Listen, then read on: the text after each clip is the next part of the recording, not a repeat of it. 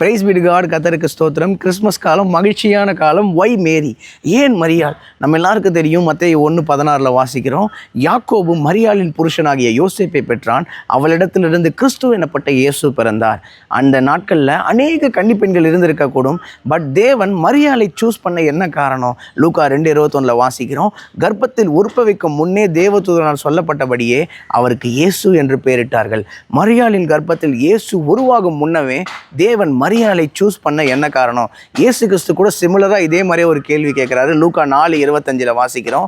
எலியாவின் நாட்களில் 3 வருஷம் 6 மாதம் வானம் அடைப்பட்டு தேசமெங்கும் கொடிய பஞ்சம் உண்டாயிருந்த போது இஸ்ரவேலருக்குள்ளே அநேக விதவைகள் இருந்தார்கள். ஆயினும் எலியா சீதோன் நாட்டில் இருக்கிற செரப்தா ஊரில் இருக்கிற ஒரு விதவையினிடத்திற்கு அனுப்பப்பட்டானே அல்லாமல் வேறு ஒருத்தியிடத்துக்கும் அனுப்பப்படவில்லை என்று இயேசு சொல்கிறார்ல.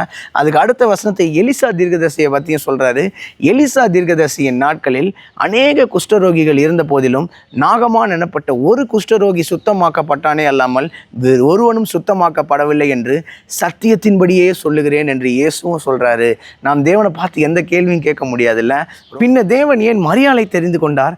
லூக்கா 1:28 வாசிக்கிறோம். தேவதூதன் மரியாளிடம் வந்தபோது சொன்ன முதல் வார்த்தையே கிருபை பெற்றவளே, யூ ஆர் ஹைலி ஃபேவர்ட் என்று சொல்கிறார்ல.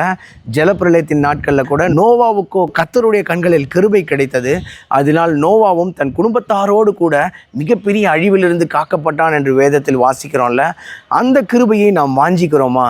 புலம்பல் 3:22 வாசிக்கிறோம். நாம் நிர்மூலமாகாது இருக்கிறது கர்த்தருடைய கிருபையே, அவருடைய இரக்கங்களுக்கு முடிவில்லை, அவைகள் காலைதோறும் புதியவைகள், உம்முடைய உண்மை பெரிதாக இருக்கிறது என்று வாசிக்கிறோம்ல. தேவன் உண்மை உள்ளவர் தான், அவரிடத்தில் எவ்வளவு வேணும் பட்சபாதம் இல்லை.